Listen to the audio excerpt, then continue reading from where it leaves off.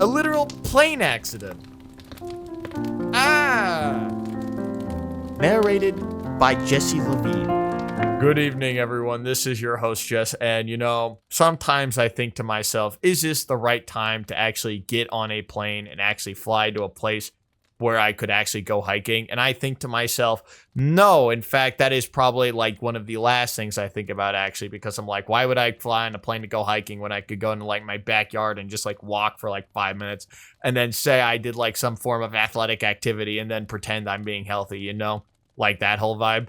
Let's just say I'm being very unhealthy at the moment. I'm about to eat about an entire tub of ice cream, and I'm about to say that's the best $3 I've ever spent on ice cream. Oh, usually I get all philosophical and whatnot sometimes. It's like some Dimwitted at Dusk episodes had me actually going really philosophical about the meaning of like, what is it to get in like a hiking accident? You know what they say and whatnot.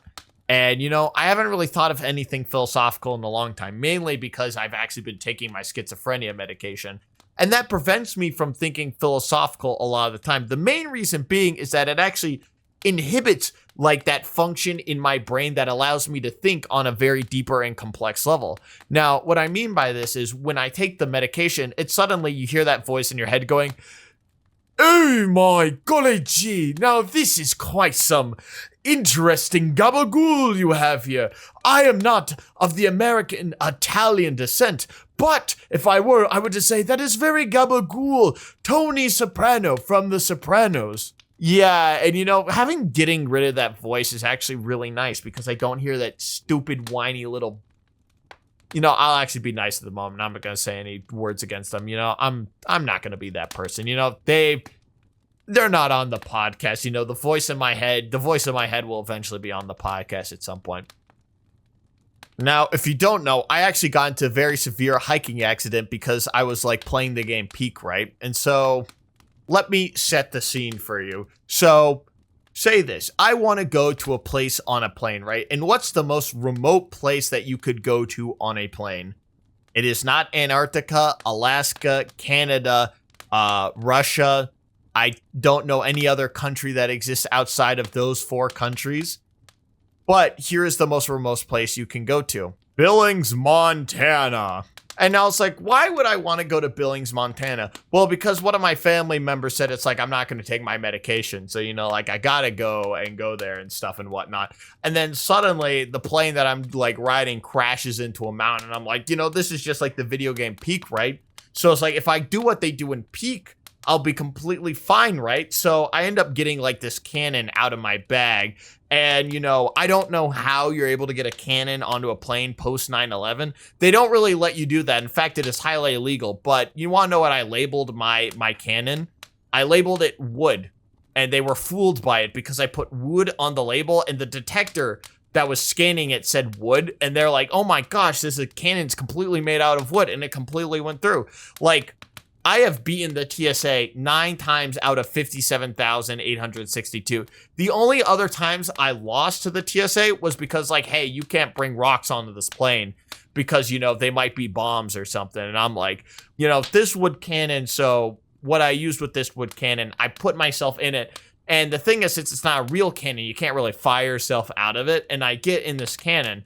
I see the string on the end of it, and I'm like, you know what? Let me take the giant thing of dynamite in my bag that I put in, like, going through the TSA, because, like, dynamite's actually not an explosive. They use it for mining, so I just put the label that said, not dynamite on it, and they're like, oh, yeah, that's not dynamite on it, and I was like, all right. So I took an entire bajillion sticks of dynamite and stuck it on the bottom of this cannon.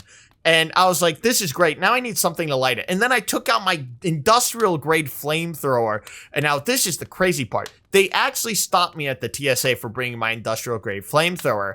So they had to reduce me back to like a standard size flamethrower, which is really sad. I would have about 80 billion liters extra of like fuel. So I could have actually used that to actually like jetpack joyride all the way to Billings, Montana. And well, it's like you can't do everything in life. It's like I only would have been able to get to like, what is it? Like Chicago with like the amount of like fuel in my flamethrower I had. So I'm like, but the thing is like, who wants to go to Chicago? Actually, Portillo's is very nice. I was like, if you're going to go to Chicago, you should get a Portillo's. Like the cake shake, I'm a big fan of the cake shake. Like, that's 1,200 something calories. Like I said, I love being unhealthy. I would eat 5 of those and then like die of cardiac arrest in the hospital. I could actually go for a cake shake right now that I'm saying that. You know, this podcast was supposed to be about like my hiking accident, but goddamn, I want to go on a plane and go to Portillo's right now. I don't have my flamethrower anymore. That also exploded, by the way. Yeah, I don't have it anymore. The flamethrower's gone forever. Yeah. I'll get a new one when I pay it like $5 at like my local like flamethrower like place, you know. You can get flamethrowers pretty cheap, you know. But point being, did I get in a hiking accident? Or did I just get in a plane crash? Because I'm like, you're going to like the Great Plains of like the United States, right? So, I mean, it's like flat. Like there's no mountains. Because it's like flat. So like, you can't get into a hiking accident on like, wait, no, you can hike flat land. Wait, I'm crazy. Oh, I'm absolutely crazy. Yeah, you can hike on flat land. It's just not as cool because the land's flat, you know?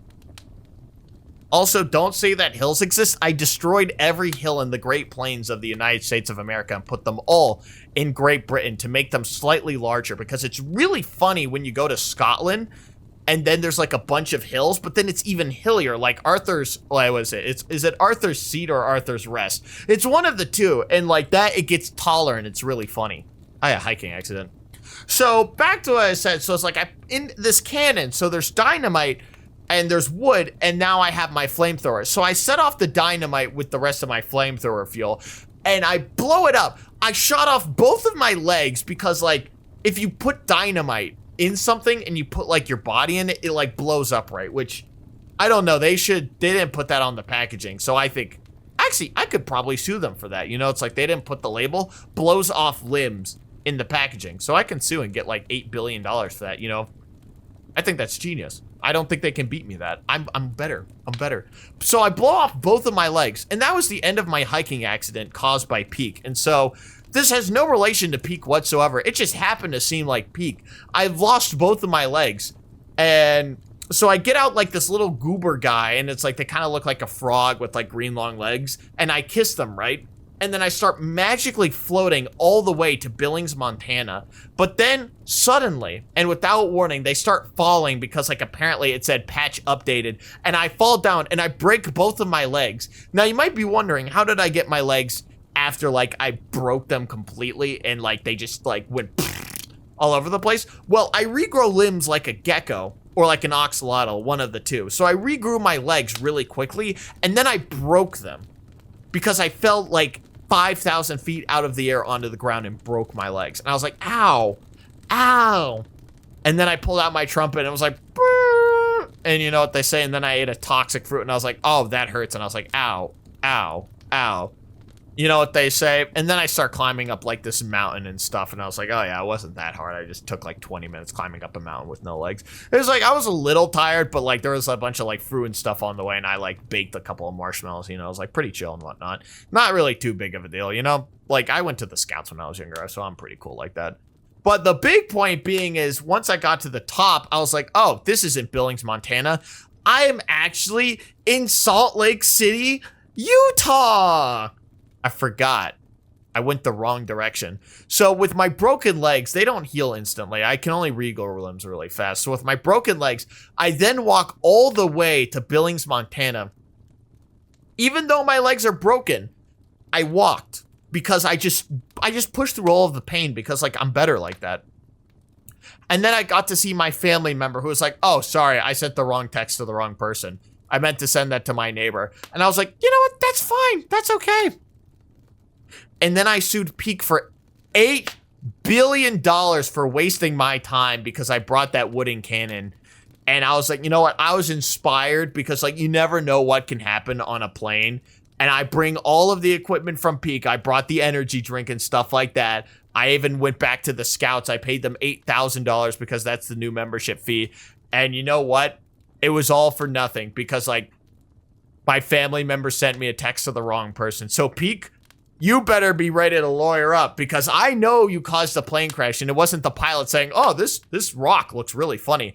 And they drove right into the rock. Let's just say the new update, it's going to be lawyering up. Like, you're gonna have to fly the plane right into, like, what's a legal place? A courthouse, and be like, hey, it's me, the Peak guys, and you're gonna have to climb up the entire court system, and it's a pain in the ass because it takes like a year and stuff to like get through it, like usually at like the bare minimum.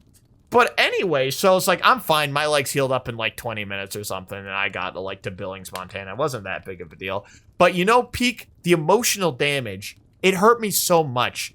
None of my friends were there because they also died in the accident. It's really unrealistic that my friends would have survived in the accident. Because, like, you know, if they were there, it actually would have been relatively fine. And, you know, I wouldn't be bringing up this lawsuit, but I'm suing now. I forgot to take my meds.